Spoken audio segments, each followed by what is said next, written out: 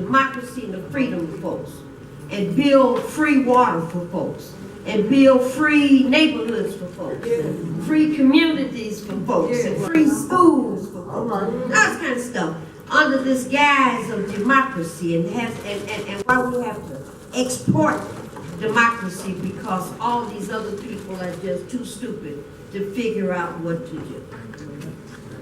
And then you come home, and things seem to be a little bit different once you get back to the house. Now, we had a problem in 2011. There was an assassination that almost went unnoticed. And in 2011, democracy got shot in the head twice. We were all involved. I bet everybody in this room had somebody that was involved in filling out petitions when the question came up about an emergency manager, and we don't want that, and we took petitions, we sent troops all the way to Lansing, we had people to follow the petitions all the way to Lansing, we set up guards overnight to make certain that nobody don't fool around with those signatures, and 2 or 3 times as many signatures as we needed is what we organized. And then the governor gave us a message the following week. That was some impressive work that you all did. And following Monday, I will tell you who's going to take over as emergency managers where you live. And we're going to do that in Benton Harbor. We're going to do that in Ecorse. We're going to do that in Pontiac. We're going to do that in Detroit. We're going to do that in Highland Park. We're going to do that in Hamtramck. We're going to do that in Flint. We're going to do that in Flat Rock and any other place where my family and friends need work. You know, a lot of people in my household said the governor that need 6-figure salaries, and since it's clear that y'all not going to do nothing, I'm going to go ahead and get my family and friends set up with jobs. Scurrilous, scandalous, backstabbing, ponds. Never mind, I'm in a church, so I'll let the rest of that go. So here we go. Election set aside in Highland Park. I remember that the city council was forced to start a meeting in Burger King. Never seen anything like that before. Same thing happened in Flint. You can't, or in Pontiac, you can't meet in the government houses and whatnot. You have to have your meetings at McDonald's. Because you can't go into these places and whatnot.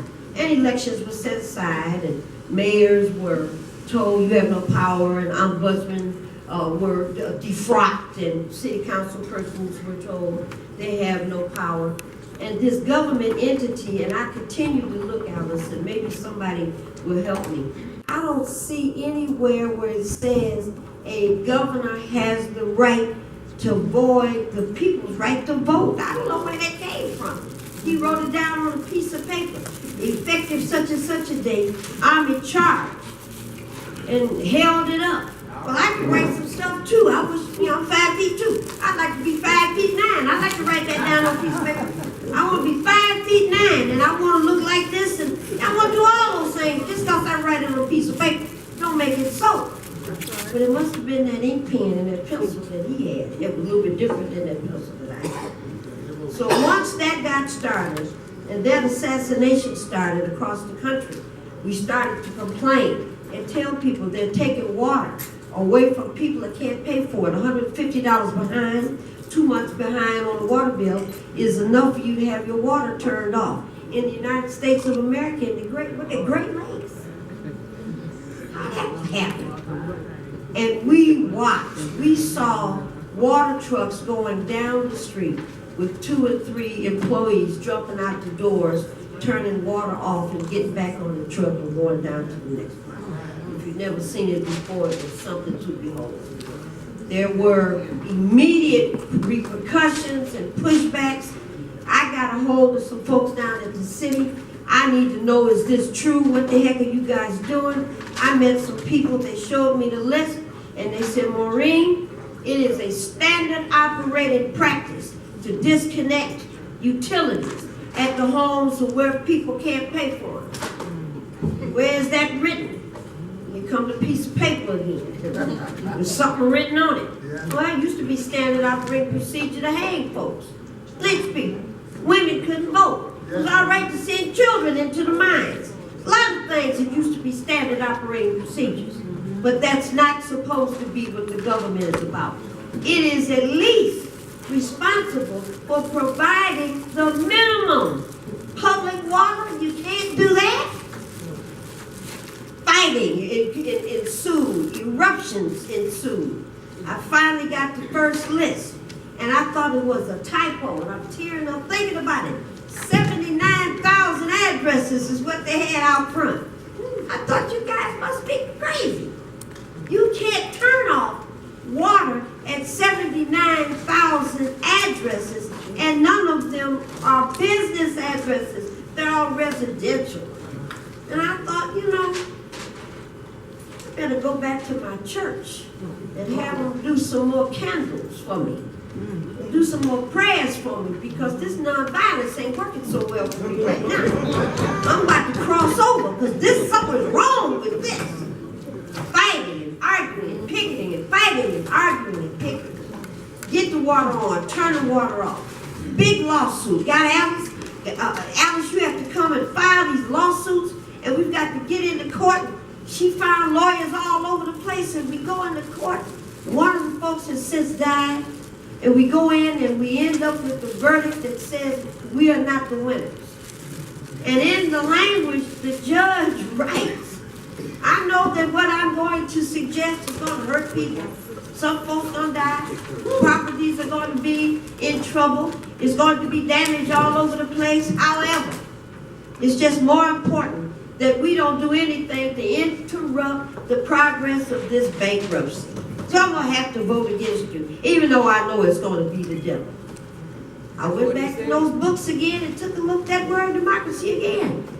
I thought if you raise your hand all in favor and say aye, that meant something. And what that meant was, once you raise your hand, you the ones that come after first. That they can see where you are, not because you voted. See what's going on. Well, now this Detroit water situation is just about all but dried up on TV. You know, we've gone on to, God bless him, Antonin Scalia.